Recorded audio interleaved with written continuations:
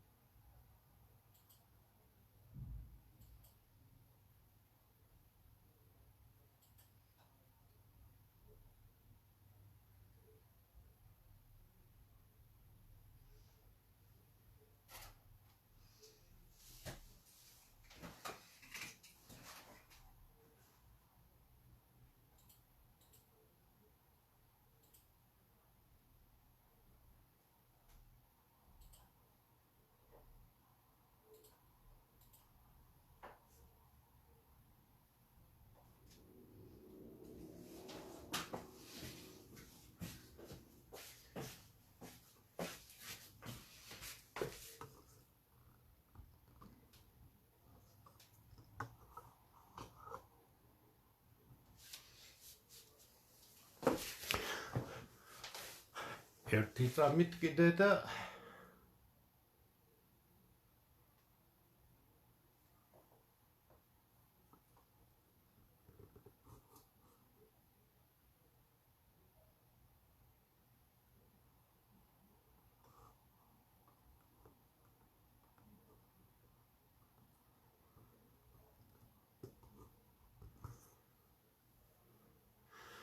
მეგონი ახლა კარგია, შეიძლება გავაგრძელოთ. მე მინდა პირველ რიგში საშინაო მიმოხილვით დავიწყოთ, იმიტომ რომ ქართველთა დიდმა გაერთიანებამ მრავალი მოწოდების შემდეგ გახსნა თავისი ოფისის კარი და ყველა ადამიანს, ვისაც სურს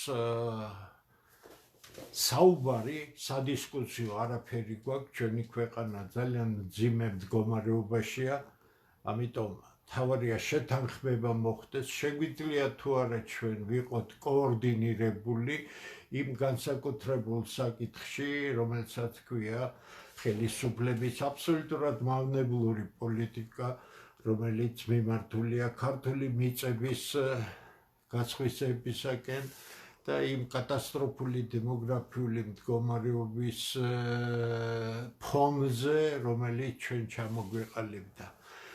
უკვე დღევანდელი ჩათვლით, იცით თქვენ, სულ ახლახან დამთავრდა, ბატონი აფსანძე იყო მოსული ოფისში და იქ ბატონ დავით გიგლაგობეჩიას საუბარი ქონდა ამ ხალხთან.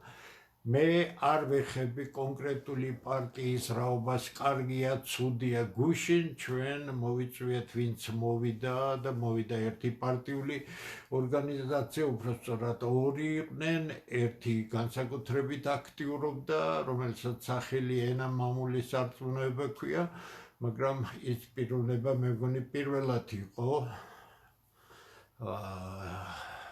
მიეცა საშუალება და თქვენ ნახეთ პარტიული პოზიციებიდან როგორი საუბარი იყო. ადრე იყო კიდევ ერთი ცნობილი პიროვნება, რომელთანაც ასევე არ შედგა საუბარი.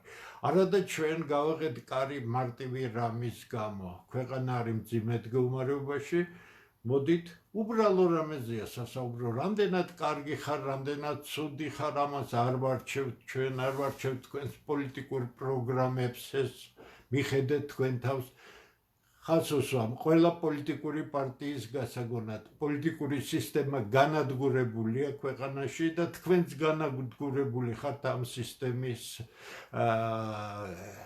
პირობებში. ის, რასაც ქართველთა დიდი გაერთიანება ქვია, ჩვენ გავაგრძელებთ ამ დიალოგს, მაგრამ თქვენ ნახავთ, რომ ის, რაც ჩვენ ჩავდეთ, რომ ერთადერთი ხსნის გზა საქართველოში არის გადარჩენილი ქართველი საღი ქალბატონები და მამაკაცები, რომლებიც ამ ქვეყნისთვის მოქმედების მზადყოფნი არიან, ერთმანეთისკენ გზებს ძებნიან და ჩვენ აუცილებლად ყველა ქართველამდე მოვძებნით გზებს. ჩვენ არ ვარჩევთ ვინ კარგი პარტია, ვინც მოვა, თქვენ თვითონ დაინახავთ და მიხვდებით, რომ პარტიული აზროვნება ის ხალხი პარტიებში გაერთიანებული კრიზისის მდგომარეობაში არიან, იმიტომ რომ საუბარი აქ არ არის არც დღევანდელი, არც გუშინდელი, არც კიდევ იმის წინ საუბარი, როცა კაცი თავისი ინიციატივით მოვიდა, არ შედგა მთავარზე.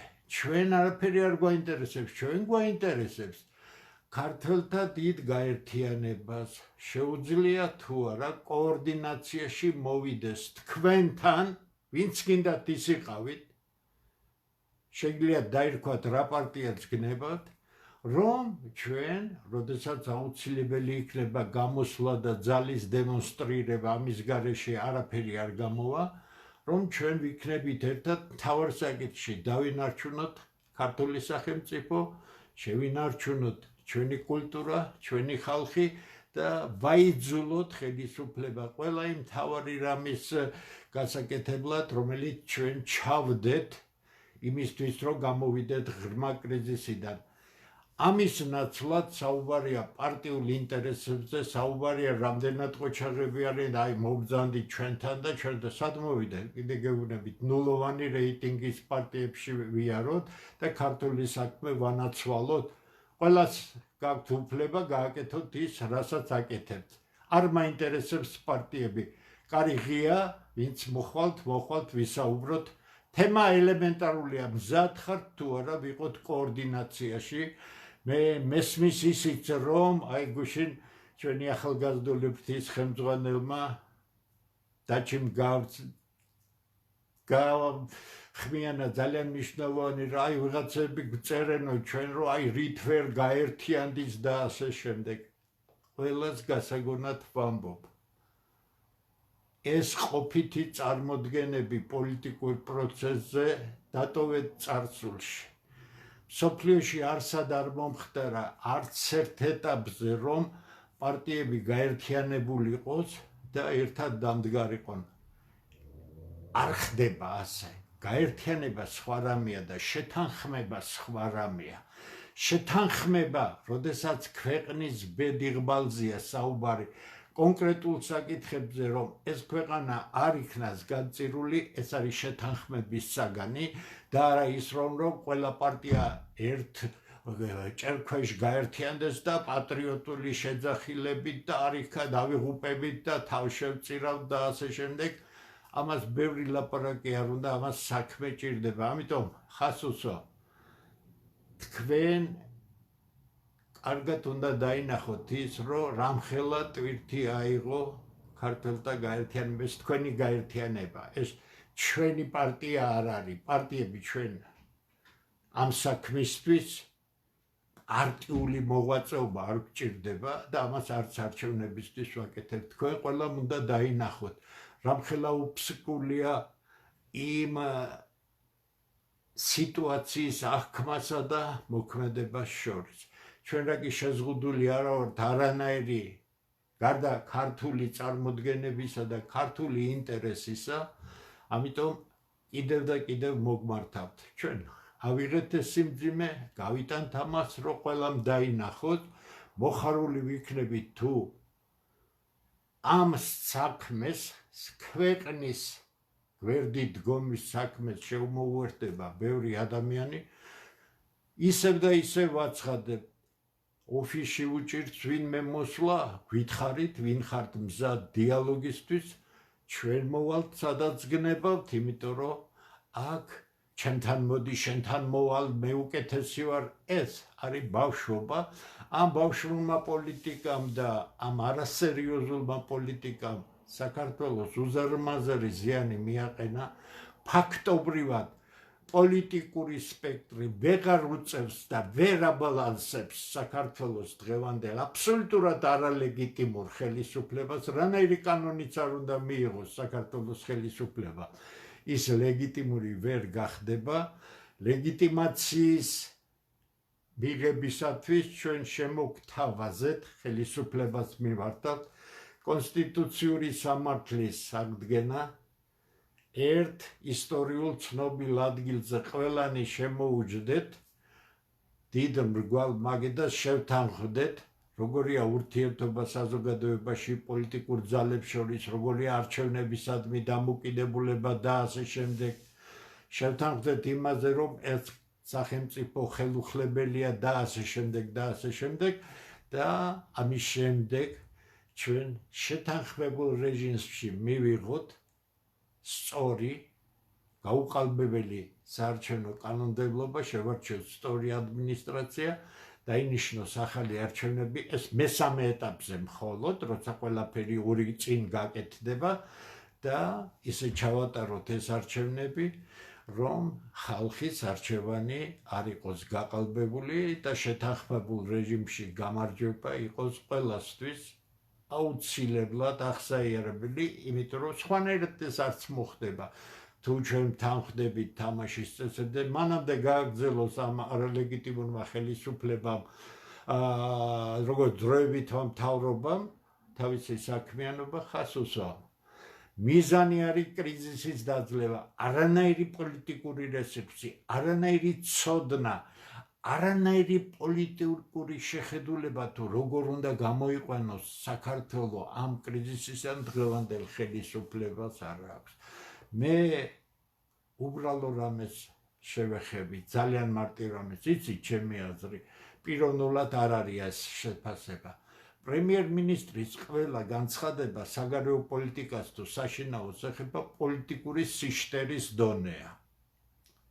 მე ვაფასებ მის განცხადებას. თვითონ შეიძლება ძალიან კაი ბიჭია, შორიდან ვიცნობ, ახლა ურთიერთობა არ მქონია, სალმით ვიცნობდი, ახლა ალბათ არ მომესალმება, მაგრამ პრობლემა არ არის. რატომ?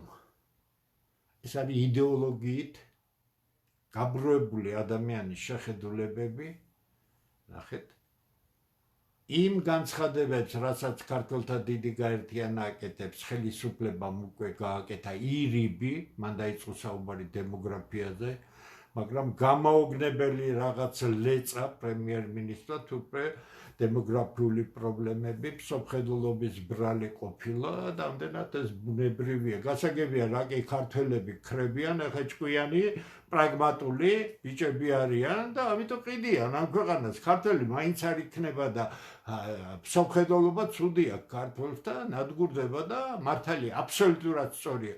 თუ ჩვენ ამ ქვეყანაში ვერ შევძლებთ სახელმწიფო პოლიტიკის დონეზე დემოგრაფიული პრობლემების აყენას, ქართველები დაასრულებენ ამ ქვეყანაში დროში და ამას 10 წლეულები არ ჭირდება თავის არსებობას, ხომ? ამიტომ პოლიტიკურ განცხადებებს ახლა უკვე საშინაო პოლიტიკისადმი განცხადებული ძალიან სულელური განცხადება მოხდა, იძულებული არიან, მაგრამ ის ციფრები, რომელიც მე დავასახელე, საქართველოს მოქალაქეთა რაოდენობა შარშანდელი აღწერის შემდეგ 1,430,000 ფიზიკურად დარჩენილი, ბატონი ჩოლოყაშვილი, რომელიც პროფესიულად მუშაობს ამ საქმეში და იყო გუშინ გადაცემაც, აკადემიაში გააკეთა მან რამდენიმე დღის წინ მოხსენება, გაცილებით უარეს შედეგებს დობს. გაცილებით უარესი შედეგები დადო. მის არც წესიერებაში შეიძლება შეტანა, არც ხელისუფლების რაღაც ჩიჩხინი და რარიქა იმერულად ვიტყვი, რარიქა ესე იგი ამის ოპოზიცია, ვის რაში ჭირდება ხელისუფლების ოპოზიცია, ჩვენი ქვეყანა გვინდა. ხელისუფლება რომ აკეთებდეს რაიმეს, ასეთ შეფასებებს არ გაცილებით უარესი მონაცემები დადო, ახლა უკვე ღია ეს მონაცემები, იმაზე უარესი და სულაც არ მიყვირს, იმიტომ რომ ერთ წელზე მეტი გავიდა ფაქტიურად ყველაფერი ამისგან, მაგრამ ხელისუფლება იძულებული იყო დაეწერა 3,910,000 მე მგონი ახლა მე კითხვა დავსი ადრე და ახლაც ვიმეორებ. მსოფლიო ბანკის მონაცემებით 2025 წლის 1 იანვარს საქართველოს მოსახლეობის რაოდენობა იყო 3.610.000 ადამიანი. რის საფუძველზე კითხვას ვსვამ. გაიზარდა საქართველოს მოსახლეობა 240.000-ით, ანუ 3.910.000-მდე, საიდან გამოვიდა, რა გზებით მოახერხეთ ამის გაკეთება. თქვენ გონიათ მსოფლიო ბანკს რაიმე ეშლება, რისთვის არიან აქ და რამდენი წელია ყველაფერს აკვირდებიან. აბა საიდან გაჩნდა? ესე იგი გაკეთებული გაქვთ ის უარესი უბედურება, რომლის წინააღმდეგაც ვიბრძით ჩვენ. თქვენ გაზრდილი გაქვთ საქართველოს მოსახლეობა არაქართული მოსახლეობის ხარჯზე და კიდევ ერთი რამ, იმ პარაზიტულ პროექტზე, რასაც თქვენ არაბულ ინვესტიციას უწოდებთ. არავითარი ინვესტიცია ეს არ არის. პრემიერ-მინისტრი გამოვიდა და თქვა, რომ რამდენი 147-ო, ხო უკვე გაყიდული ბინა და რაღაცამდენი მილიონი დაასახელა. რა მონაცემი გახმიანა გუშინ პატა აბულაძემ, რომლის წესიერებაში ეჭვი არასდროს არავის არ შეუტანია, კაცი მეომარია და ასე შემდეგ. 157 კაცში მხოლოდ 3 კაცია ქართველი და ისიც გასადასამოწმებელია, არის თუ არა ქართველი და ხომ არ არის ეს. დანარჩენი არც ერთი ქართველი არ არის და მთელ ამ არაბულ ინვესტიციაში, რომელიც ჩვენ თუ გავაკეთებინეთ, ხას უსვამთ, ეს ქალაქები თუ ავაშენებინეთ, ყველაფერი დასრულდება. ჩვენ ვაკვირდებით, როგორც კი ერთ ტრაქტორს გამოიყვანენ მინდორში, ყველას მოგიწოდებთ, რომ ჩვენ ტყეპარკის გვერდით დავდგებით და არ მოგცემთ საშუალებას ამის გაკეთებას. ისევე იქნება გონიოშიც მონიტორინგი მიდის. ეხლა სადღაც მესამე პროექტი ყოფილა თბილისის თავზე, აგერ ჯერჯერობით ოფიციალური არაფერი თქმულა, აი ეს დაკვირვების ქვეშ იქნება უკვე. სხვა გზას არ გვიტოვებს ეს ხელისუფლება, თუ არა ძალისმიერ დაპირისპირებას ამ პროექტის მიმართ ჯერჯერობით. სხვა მე ჩამოვაყალიბე ჩვენ ურჩევთ დღევანდელ არალეგიტიმურ ხელისუფლებას. ნუ დაუპირისპირდებით ხალხს. ქართველი ხალხი საღია, თქვენი მხარდაჭერების უმცირესი ნაწილია მხოლოდ ქართველი ხალხისა, ისიც სეთურის ბრბოთ ქცეული, ამ სახელს ისინი ვერ ჩამოირეცხავენ. დანარჩენი საღია, ეს საღი ხალხი შიგა პროცესი მიდის, ამიტომ როცა ვიღაც კითხულობს ისეთი, რომელსაც საერთოდ შეხება არ აქვს, რომ აი რამდენი საუბარი რა საჭიროა, საუბარი საჭიროა ყველა საღ ადამიანამდე მივიდეს ის საშინელება, რა საშინელების წინაშეც არის საქართველო. საუბარი არა საუბრისთვის, არამედ საუბარი იმისთვის, რომ თითოეულმა ადამიანმა გადახარჯოს თავის გონებაში.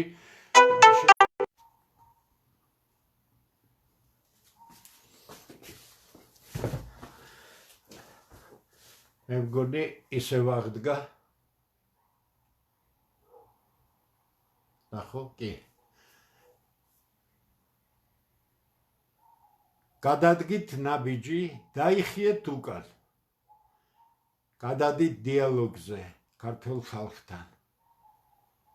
ითანამშრომლეთ ამ ვაჟკაც ხალხთან, რომ უბედურებამდე არ მივიდეთ, თორე თქვენ ისე მიყავთ საქმე საქართველოში, ეს საღი ადამიანები, რომლებიც თქვენ წარმოდგენა არ გაქვთ, რამდენია, მე კი შემიძლია გითხრათ, რომ ძალიან ბევრია.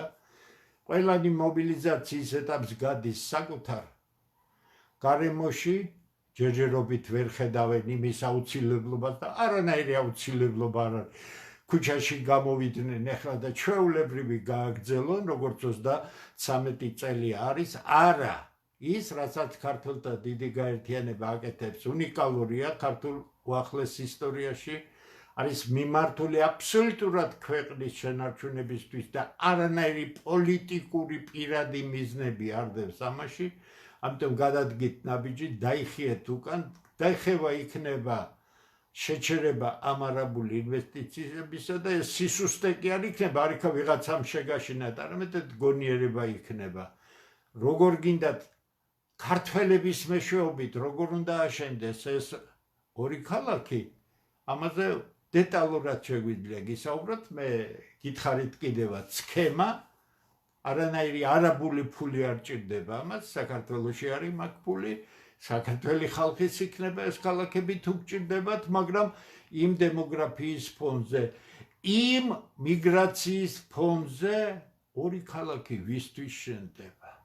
გეკითხებით, თბილისი არის აბსოლუტურად კატასტროფულ მდგომარეობაში. წერტილოვანი მშენებლობით ფართი არ რჩება. ყველანაირი წესი და კანონი დარღვეულია, რომ იქ შენობა არ ჩაიდეს. ვისთვის კეთდება ეს? ეს რომ ქართული პროექტი იყოს, ჩვენ ამას ქართული ძალებით გავაკეთებდით და მართლაც ათასობით ჩვენი თანამოქალაქე, რომელიც რაღაც ფულს აგროვებს გარეთ, რომ თავისი პირობები გაამჯობოსოს, ოჯახის პირობები საქართველოში, ამას ჩვენ ძალიან მიზანმიმართულად გავაკეთებდით. ამიტომ რთულ საქმეს ვართ შეჭიდებული, გავირთულეთ საქმე, იმიტომ რომ გავაღეთ კარები და მოდი ვისაუბროთ, თქვენ ხედავთ, არ შეიძლება პოლიტიკურად მოაზროვნე ხალხი ისე საუბრობდეს, როგორც ბოლო სამ დისკუსია დავარქვათ ამას, მოხდა, როდესაც მოვიდნენ პარტიული წარმომადგენლები სხვა პარტიების და ერთადერთ თემაზე უნდა შეთანხმებულიყავით. მოდით მე და თქვენ რაიმე უთანხმოება გვაქვს, დავალაგოთ ქვეყანა, შემდეგ გავარჩიოთ ერთმანეთში. ეხლა თუ თქვენთვის და ჩემთვის ძვირფასია ეს ქვეყანა, ჩვენთვის ძვირფასია და იმიტომ ვიქცევით ასე,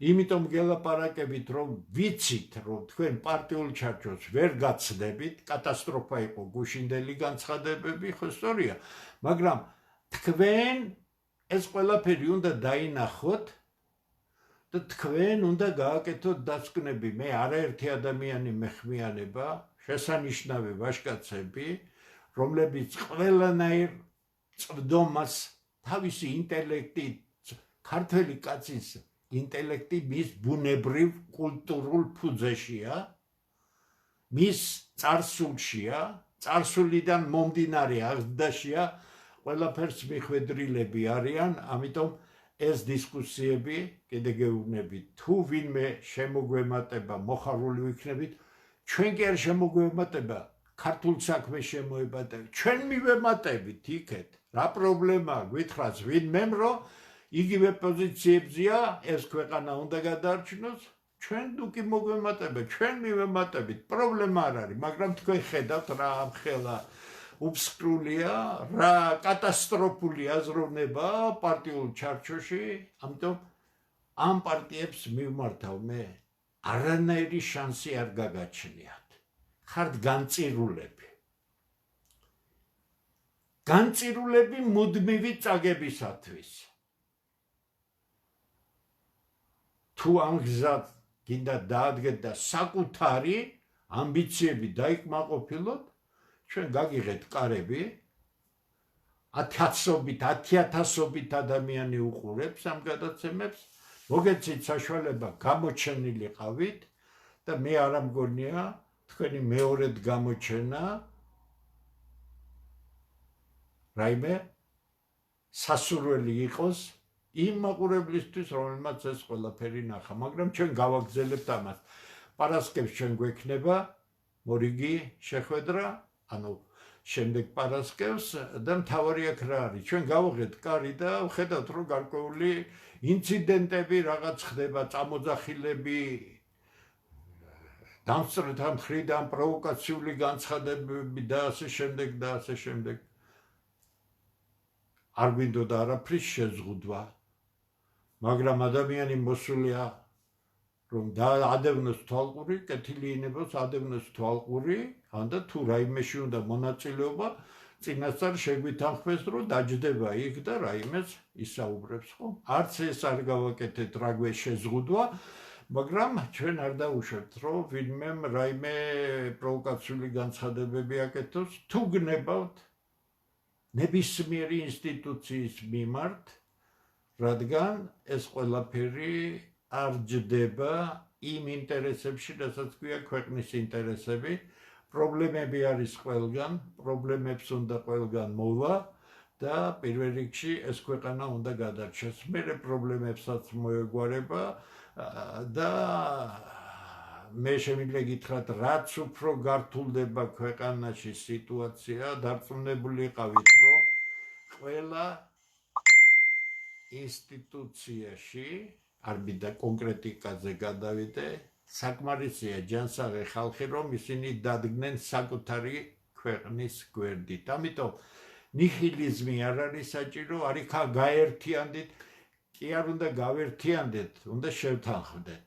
საერთო საკითხზე უნდა ვიყოთ კოორდინირებული და უნდა გქონდეს საშუალება ერთმანეთთან დიალოგი იმ კონკრეტულ მთავარ საკითხებზე. დავალაგებთ ყველაფერს, მე არ ვაპირებ რაიმე ჩავერიო პარტიულ სისტემებში, მათ არჩევნებში, მათ პროგრამებში, კეთილი იქნებიან, მერე შეთანხმებულ რეჟიმში მიიღონ მონაწილეობა, მაგრამ ამ ეტაპზე უდიდესი ნერვებისა და უდიდესი მოთმინების ფასად ჩვენ გავაკეთეთ ეს ძალიან სარისკო საქმე, მაგრამ კიდე გეუბნებით, ყველა ძიმე რამ უნდა გადაიტანოს ქართველთმა დიდმა გაერთიანებამ, რომ ის იდეა, ის საქმე, რომელსაც ჩვენ ვაკეთებთ, გაცილებით რელიეფურად გამოჩნდეს, აი გამოიკვეთოს, რო იტყვიან, აი როგორ ჭედურ ხელოვნებაში რაღაცას და აი ისო უნდა გამოიჭედოს ის გასაკეთებელი უალტერნატივო საქმე, რომელსაც ერთადერთი გადამრჩენი ყავს ქვეყანაში. ეს არის საღი ქართველი ხალხი. არანაირი პიროვნება არ არსებობს. არანაირი პოლიტიკური ძალა არ არსებობს ქართულ პოლიტიკაში, რომელიც ქართველ ხალხზე უკეთესად ამას გააკეთებს. ის რომ ქართველი ხალხი საოცრად საღია, კიდე გეუბნებით, ძალიან მაგარი ხალხი გვყავს.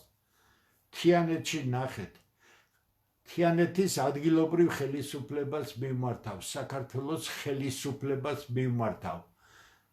თქვენ ყველამ ნახეთ ის გამოსვლა, ვინც პირველმა გახსნა მიტინგი, 7 ქალიშვილის მამა აიძულეთ თქვენ, 7 შვილის მამა იმდენად უბედურად წაიყვანეთ თიანეთში საქმე, გაუსაძლისი გახადეთ, იქ შესანიშნავი ხალხის ფანტასტიკურ კუთხეში ცხოვრება და კარგად უნდა დაფიქრდეთ, რაც ეს არის უსაშუალოდ პასუხისგებლობის მქონე კაცი, ნახდათ ვაჟკაცი ქართველი, 7 შვილის მამა, პროტესტს გიცხადებთ. რატო იცით? ეს იმდენად საღი ადამიანია, თავისი 7 შვილის პერსპექტივა დააყენეთ საფრთხის წინაშე. ასეთი მამები არის ის ძალა, რომელსაც თქვენ ვერ მოერევით, ხელისუფლებას მიმართავ, ბიძინა ივანიშვილს მიმართავ, დღევანდელ ვითომ პრემიერ-მინისტრს მიმართავ, პარლამენტის თავმჯდომარეს მიმართავ, ვერ მოერევით. და ნუ მიიყვანთ საქმეს მორევამდე. გამოვიდეთ კრიზისიდან ისე, თორე არავინ უკან დამხევი არ არის. თუ თქვენ არ შეწყვეთ იმ მავნე ქმედებებს, რასაც ქვია ქვეყნის გაყიდვა, და ნუ ცდილობთ თქვენი ექსპერტები და თქვენი წყლაპო ტელევიზიებით წარმოაჩინოთ ეს და მიმართოთ ეს არაბების წინააღმდეგ, ნახეთ, თქვენ კი არ მიიღოთ დარტყმა, არა და თქვენ გეკუთვნით დარტყმა. არაბები მოდიან მართალია არალეგიტიმური ხელისუფლებიდან, მაგრამ რა კანონიც არის, იმ კანონმდებლობის ფარგლებში ყიდულობენ საქართველოს მიწებს. ისინი ყიდულობენ საქართველოს საკუთარი მომავლისათვის. და თქვენ დღევანდელმა საქართველოს ხელისუფლებამ, იმ წინა უსაზღვრესმა ხელისუფლებამ, რომელმაც დაიწყო ძილის გამოთხრა საქართველოზე, დაიწყო ეს ყველაფერი. თქვენი პატრონი, თქვენი მამა მარჩენალი და აღმზრდელი წინა ხელისუფლების და დღევანდელი ხელისუფლების ვინც ახართ მან მთავარი ზევით ბობოლები ყველანი შევარდნაძის დიახ შევარდნაძის უბედურებით და ყველაზე დიდი უბედურება მისი ჩამოთხრება იყო საქართველოში იქედან დაიწყო ქვეყნის ნგრევა მან შესანიშნავად იცოდა რასაც აკეთებდა შემდეგ გადააბარა ერთ ხელისუფლებას ამათმა უფროსებმა გადააბარეს ერთ მეორეს და ეხლა თქვენ იმდენად აგიცურდათ ფეხი რომ გადაწყვიტეთ ქვეყნის გაყიდვა ჩვენ მზად ავართ დიალოგისთვის რაღაც სიაფანტ დებატებს რომ აწყობთ ესაუბრეთ საკუთარ ხალხს დაგიჯდებით ყველანაირ თემაზე სასაუბროთ რაც კი ქვეყნის ეკონომიკურ პოლიტიკაზე ქვეყნის კონსტრუქციულ მოწყობაზე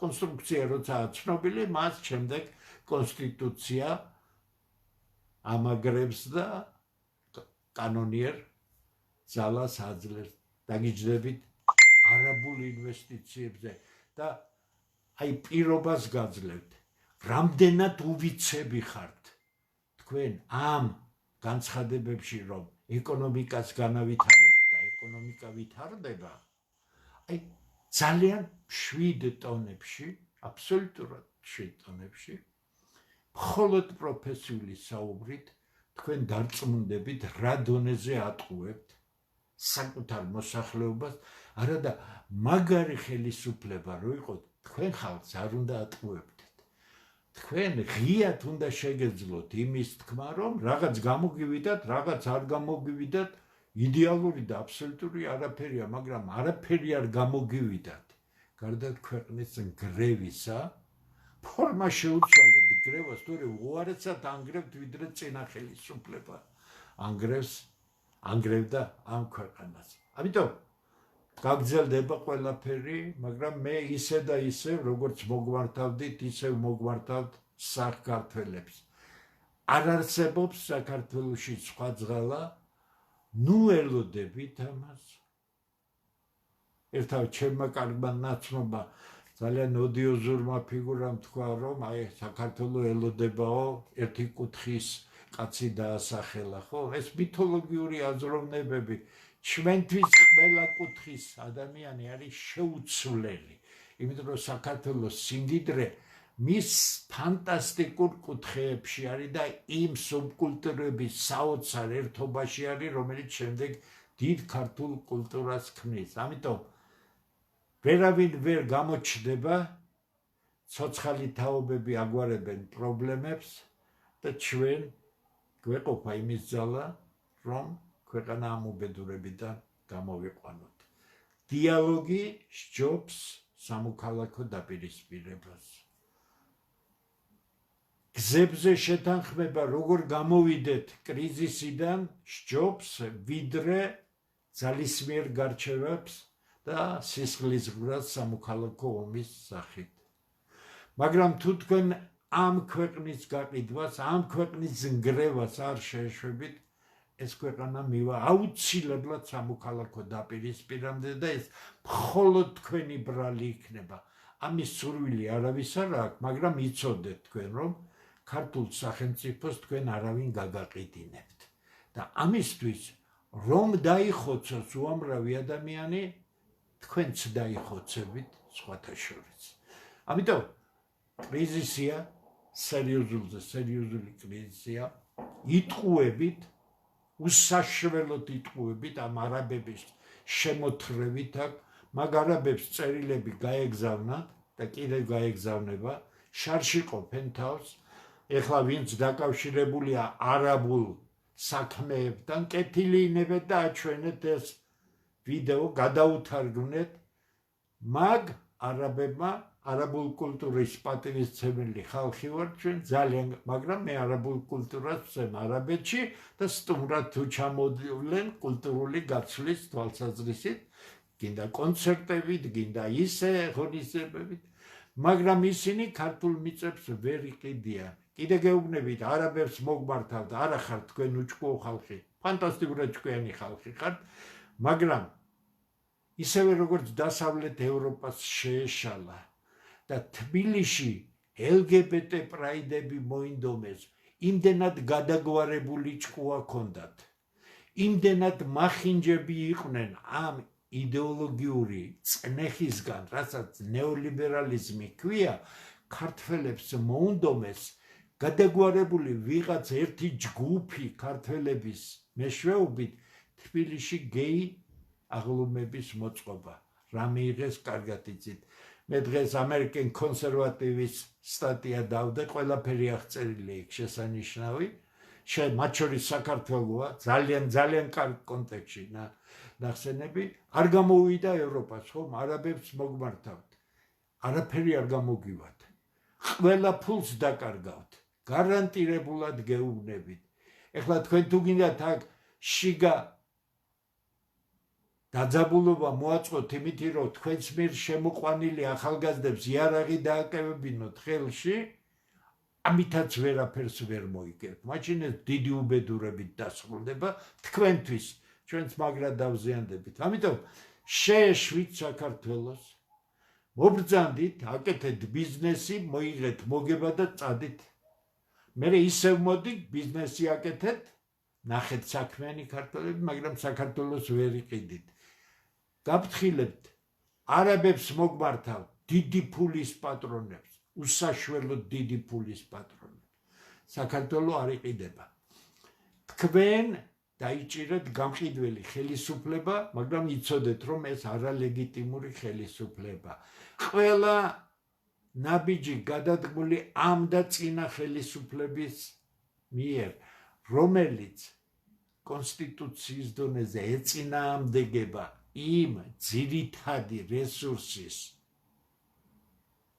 შენარჩუნების პრინციპებს, რომლის გარეშეც ვერანაირი ხელისუფლება, ვერანაირი სახელმწიფო ვერ იარსებებს, იმიტომ რომ თუ თქვენი იქნება ეს ყველაფერი მიწა, თქვენ ჭკუა გეყოფათ, რომ აქ ხელისუფლება წაირჩიოთ, მაგრამ ჩვენ რაც გვიპირებთ, ამდენ საუკუნიან ხალხს რაც უშვებით თქვენ ახლა იმის გამო, რომ ბიძინა ივანიშვილთან მოძებნეთ საერთო ენა და ამ გამყიდველ მთავრობას, ესე იგი თქვენი მსახური ეკონომიკის შტერი მინისტრი ყავს, ესე იგი ავდგებით ახლა ჩვენ და ბაიყუშებივით, ესე იგი შევხედავთ, როგორ გაიყიდება ეს ქვეყანა, ვერ შევხედავთ. ამიტომ მოერიდეთ ამას. არ შეგრჩებათ, არაბებს მოგმართავთ. იმედი მაქვს, რომ ამას მიიტანენ. თუ დაგჭირდებათ, მე მოვალ თქვენთან სასაუბროთ, იმიტომ რომ მე არც უზრდელი ადამიანი ვარ, არც არაბული კულტურის უპატიმცემულობა ვარ, მაგრამ პირდაპირ გეუბნებით თქვენ, ვერ იყიდით საქართველოს ამის ნებას, ქართველი საღი ნაწილი არ მოგცემთ, იმიტომ რომ ეს არის ქვეყნის ჩანაცვლება თქვენით და ჩვენი ისტორიის დასასრულს ამ ქვეყანაში. როგორ ფიქრობთ, ჩვენ შევეგუებით იმას, რომ ჩვენი ისტორია 1000 წლოვანი, 1000-ობით წლოვანი ისტორია დავასრულოთ? რა თქმა უნდა, არ შევეგუებით. ამიტომ ეს ჩემი კეთილი რჩევა, ჩვენს ხელისუფლებას კი ჩვენ უნდა მოვუაროთ, აქ მათ იმედზე, მათ გონიერების იმედზე ვერ ვიქნებით. ამიტომ არის ქართველთა დიდი გაერთიანება, ამიტომ მოგიწოდეთ ყველა საღ ადამიანს, ყველა მართლა ღირსეულ ქართველს. მე იცით, ხშირად არ გამოვხატავ ეხლა, მაგრამ რა კი ეხლა ამ თემაზე ვსაუბრობ, რამდენი ვაჟკაცი კაცი ყოფილა საქართველოში, რამდენი თავდადებული კაცი ყოფილა, რომელიც მზად არის, რომ ამ ქვეყნისთვის ისევე როგორც ჩვენი წინაპარი დებდა თავს, დადონ თავი. ამიტომ ნუ გამოცდით ქართველ ხალხს, ანგარიში გაუწიეთ მას და ეს იქნება დასაწყისი იმისა, რომ ჩვენ გამოვალთ, აბსოლუტურად პოლიტიკური გზებით გამოვალთ ამ კრიზისიდან და დავებსგავსებით მართლაც და ნორმალურ სახელმწიფოს, არადა თუ მთავრობას გაინტერესებთ, დაგიჯდებით და აი დეტალურად აგიხსნით, რამდენად დიდი რესურსი არსებობს საქართველოში ძალიან ღონიერი სახელმწიფოს ასაგებად. არა მარტო მატერიალური რესურსი, ადამიანური რესურსი. ნახეთ, ის მე წინა გადაცემაში ნორვეგიაზე ვისაუბრე და იმ ოლიმპიურ და ნორვეგიელებს მიაჩნიათ, რომ მათ ბუნებრივ რესურსთან ერთად ყველაზე დიდი რესურსი არის ნორვეგიელი ხალხი. ეხლა მე თქვენ გეუბნებით, რომელიც თქვენ არ იცით. საქართველო არის საკმარისად შეძლებული ქვეყანა, სწორი პოლიტიკის შემთხვევაში ჩვენ ძალიან დიდ ნაწილში შეგვიძლია ვიყოთ საკუთარ ჭკუაზე, გონებაზე, რესურსზე დაფუძნებული, რა თქმა უნდა, ავტარკიული ვერ ვიქნებით, ჩვენ გახსნილი უნდა ვიყოთ და ასე შემდეგ, მაგრამ საქართველოში არ არსებობს იმაზე დიდი რესურსი, ვიდრე ქართველი ხალხია. თქვენ ეს არ იცით. თქვენ მარტო იცით, რომ ოქროს საბადოები ძარცვოთ, არ ძარცვათ, ჭიათურა ძარცვოთ, ზესტაფონი ძარცვოთ, ყველაფერს ძარცვათ, სადაც კი მისი რესურსია, რომელიც ქართულ სახელმწიფოს უნდა ხმარდებოდეს. თქვენ რა გონიათ, დაყრუებულია ეს ქვეყანა და იმ ოქროს საბადოებში რა ხდება, არავინ არ იცის, არა მარტო იცის, წინ დაგიდებენ ამას აუცილებლად. არ იცით ჭიათურაში რა ხდება, ლამის განადგურებამდე რომ მიიყვანეთ და დაამცირეთ ის ხალხი, არ იცით რამდენი მილიონის შემოსავალი აქვს წლის განმავლობაში და ხელფასებს რომ არ იხდის, ვიღაც თაღლით უკრაინელ ებრაელს რომ მიეცით ეს ყველაფერი ციხეში ზის. მაგრამ მიეცით იმ პირობით, რომ თქვენი ხალხი ყავთ იქ არაფორმალურად წილებში. ამიტომ ფეხებზე კიდია თქვენ ჭიათურა განვითარდება თუ არ განვითარდება, ნეტაი სულ გადაგათხრევინათ. საგდრისი ხომ მოწმეთ ოქროს გულისთვის. დიდი ეჭვია იმაზე, რომ გარეჯი თქვენ გაყავით მხოლოდ იმის გამო, რომ იქ რაღაც სერიოზული მარაგია ოქროსი და აზერბაიჯანელებმა თავისი წილი მოითხოვეს. თორე კიდე გეუბნებით, რომელ სტრატეგიულ სიმაღლეებზეა ლაპარაკი. 21 საუკუნეა, თქვენ მე-15 საუკუნის აზროვნებით ახართ, რა სტრატეგიული სიმაღლეები უნდა იყოს აზერბაიჯანისთვის გარეჯი ვისაც კი უნახავთ მე, ყველაფერი დათვალიერებული მაქვს, ჯერ კიდევ როდესაც 80-იანი წლების ბოლოს ამაზე იყო საუბარი და ძალიან კარგად ვიცი სადაც რაში ჭირდება აზერბაიჯანს ის ნაწილი, რომელმაც წაიღო ქართული კულტურის უმნიშვნელოვანესი ძეგლი. რაიმე დანიშნულება აქვს მათთვის არა. ესე იგი სხვა რამეშია ხო საქმე? რაშია საქმე? იქნებ გითხრათ.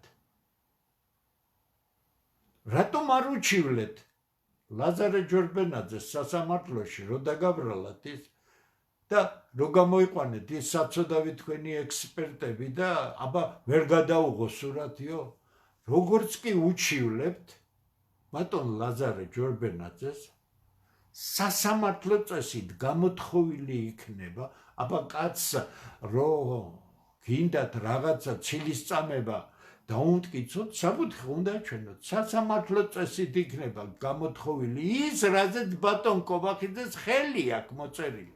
ეხლა მას არ დაუწყია ეს საქმე, ადრე დაიწყო სააკაშვილი, შევარდნაძე, ესენი რა მნიშვნელობა აქვს? შენ ხო მოაწერე ხელი. ეხლა გაქცეულმა პრემიერ-მინისტრმა 500 მილიონი რო გააправა ბჭყალებში წინა ხელისუფლების და თავისთვის მიითვისა კაი ბლომად ფული. ეს მე მეორე დღეს ვიცოდი, როცა ხელი მოაწერა პრემიერ-მინისტრმა. თქვენ არაფერი არ იცოდით? კიდე გეუბნებით? არ იცით რომელ საქმეს გეუბნებით? ეს საქართველო 300-400 კაცია სულ მოქმედი, აქტიური მოქმედი. 300-400 კაცში ცირკულირებს ინფორმაცია, რომელიც არსად არ იმალება. არც არაფერი არ აზროს დამალულა. მე ჩემი ცხოვრებიდან გამომდინარე უბრალოდ მაქვს ეს ინფორმაციები. რატომ არ უჩივლეთ? გეკითხებით. რატომ არ უჩივლებთ მეცნიერ სპეციალისტს ბატონ ჩოლოყაშვილს, ან მე რატო არ მიჩივლეთ? ესე იგი მე მოვიგონე 1,430,000 ქართველია, თქო? შეიძლება მე ვიკადრო ტყუილი და 10,000-ობით და მილიონობით ქართველს საქართველოს მოქალაქეს ყველამ წაიკითხა ეს უზარმაზარი ნახვები ქონდა. მოვატყუო? რატომ გეკითხებით? ამას ხო ნაძირალას მეტი არავინ არ გააკეთებს. ეხლა ჩოლოყაშვილმა, ბატონმა ჩოლოყაშვილმა, რომელიც ამ საქმის სპეციალისტია, 450 სოფელია გამქრალი საქართველოში თქვენს ხელში, წინა ხელისუფლების ხელში რამხელა.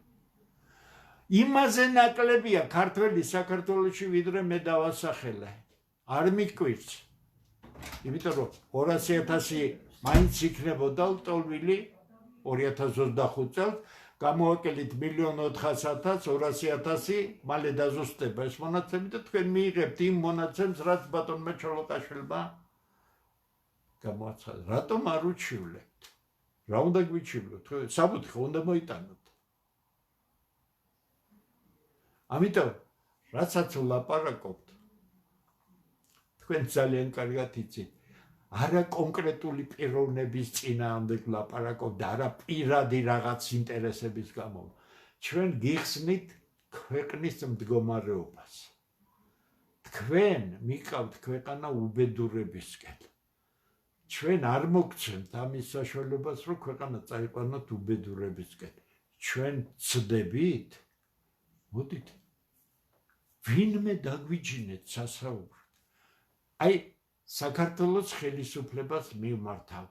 ნუ გასაგებია თქვენ ძალიან დიდი თანამდებობის კაცი ხალხი ხარ და უკვე ზეცაში ხართ ასული. არ მაინტერესებს.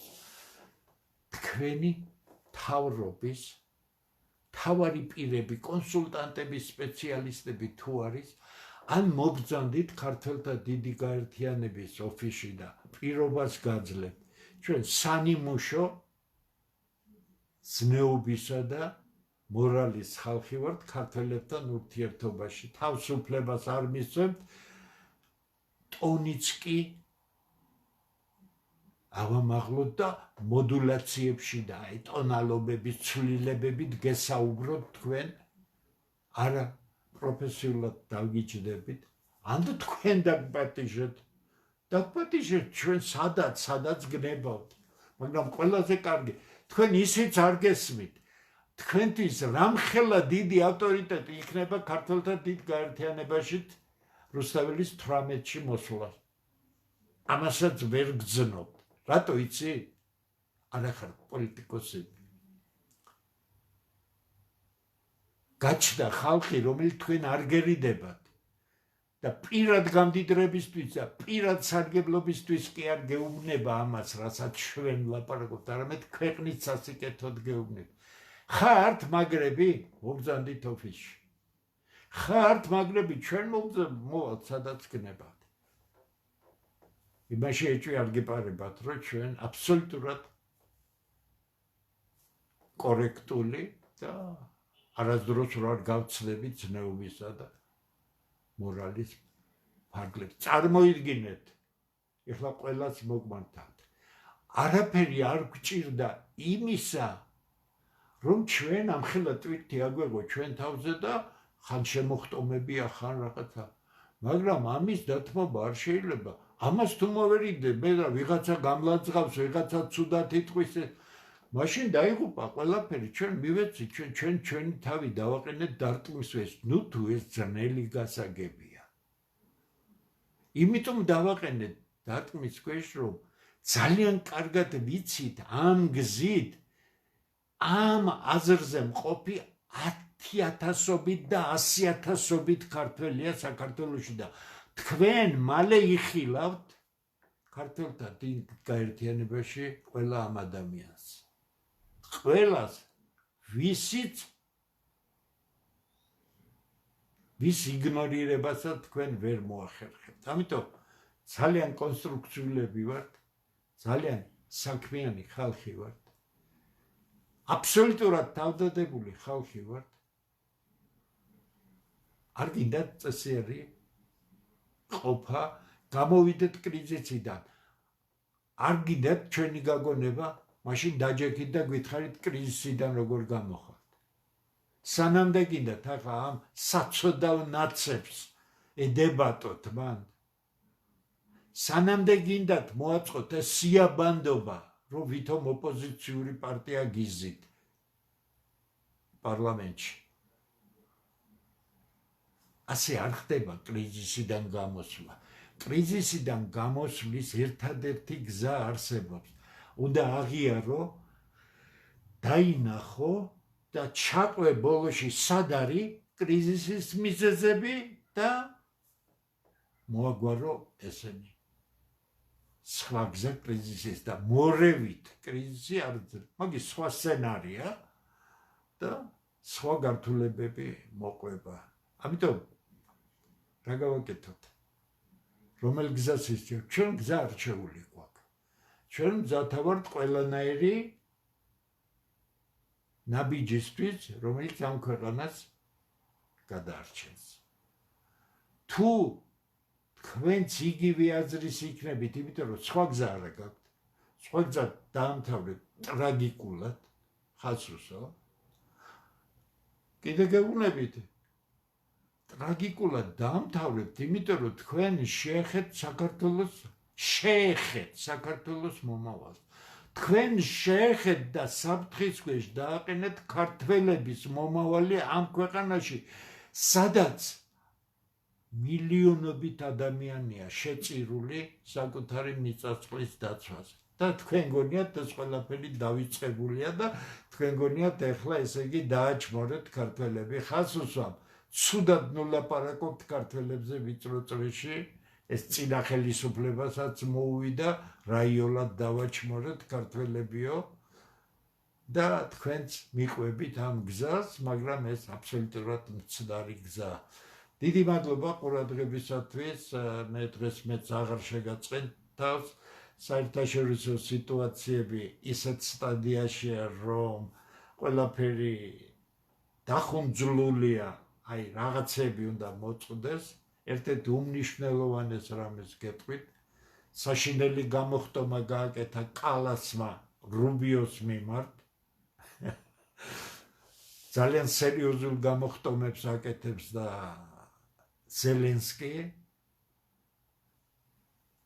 ევროპის ლიდერებმა, ამ ჭკუადაკარგულმა ხალხმა, ოღონდ კი ომი არ გაჩერდეს, ტრამპის წინააღმდეგაც კი დააწყებინეს გამოსვლები და ისე გონია ზელენსკის თავი ჭკვიანი, არა და იმას ვერ ხვდება, რომ გაცილებით მნიშვნელოვანი საქმეები აქვს შეერთებულ შტატებს, ვიდრე ეს იმ უბედურებაში მყოფი ქვეყანა, რომელსაც უკრაინა ქვია, მაგრამ უკრაინელები ამას ვერავის ვერ დააბრალებენ. არის სხვა თემები, რომელიც შეიძლება რომ იყოს განხილული, მაგრამ მთავარი მაინც ეს არის, რომ ომის განწყობა ევროპაში არ იკლებს, პირიქით საუბარია იმაზე, რომ ევროპული ხალხები უნდა შეაგუონ იმ აზრს, რომ რუსეთთან ომი გარდაუვალი არის. რა მოხდება?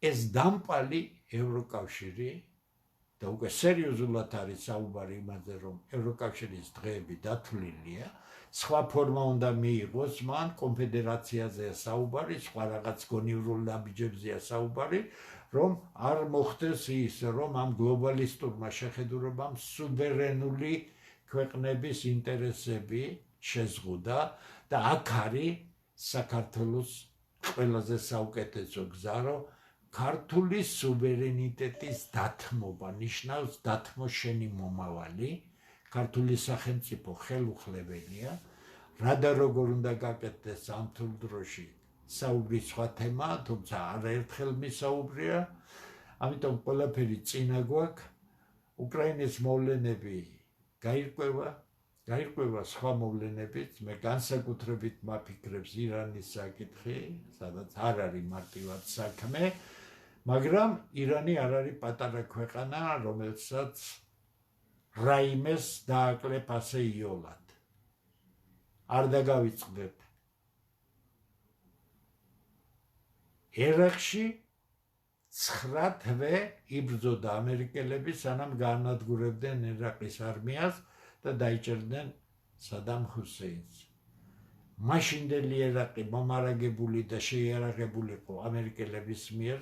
ეს მათ მოაწყვეს ომი ირანთან, დიდი ომი იყო, 2 მილიონამდე კაცი დაიღუპა ფაქტიურად ორივე მხრიდან, მაგრამ როცა დაჭირდათ, თვეების განმავლობაში მიდიოდა ოპერაცია.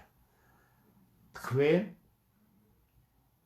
თუ შეგიძლიათ წარმოიდგინოთ ირანის დღევანდელი პოტენციალი ერაყთან შედარებით განუზომლად დიდია, ამდენად ერაყის მნიშვნელობა არ იყო იმხელა, რამხელა მნიშვნელობაც დღეს გეოპოლიტიკური თვალსაზრისით აქვს ირანს, რუსეთისთვის და ჩინეთისთვის და შეიძლება გარანტირებულად ითქვას, რომ ირანი მარტო არ დარჩება ამ დაპირისპირებაში.